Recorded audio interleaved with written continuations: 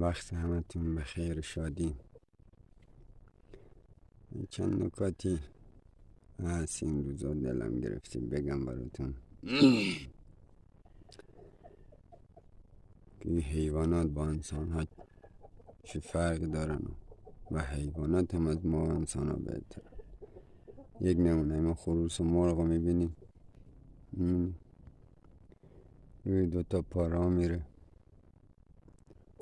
بدون هیچ کمک دستی غذا میخوره.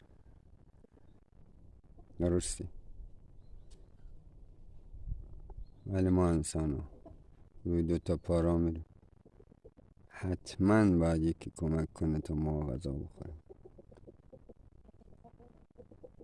یعنی با دست، اگه بچه این با دست باید به ما کمک کنه. موقعی که بزرگ میشیم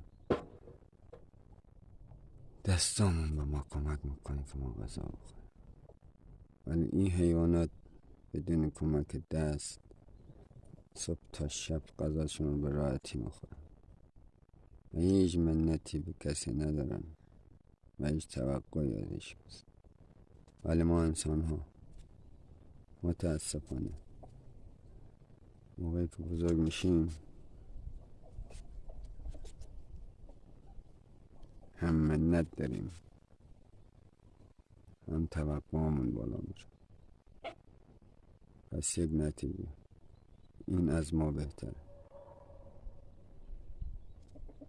یا گوسفند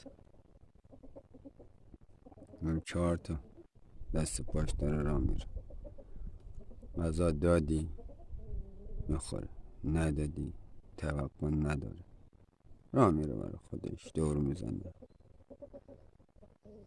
ولی ما انسان ها چرا میتونیم رو 4 دستمون راه بریم غذا بخوریم؟ نه،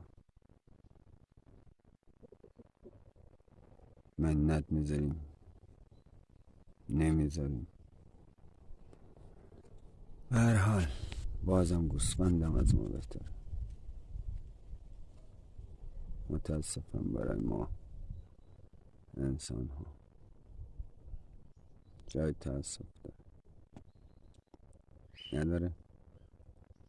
داره. یک گربه‌ای دارم عشق من، اسمشم فضوله، هنوز نیومده، رفته 2 دور. موقع گشنه میشه میاد میگه میاو. خب منم گشنمه، ما میدیم بهش.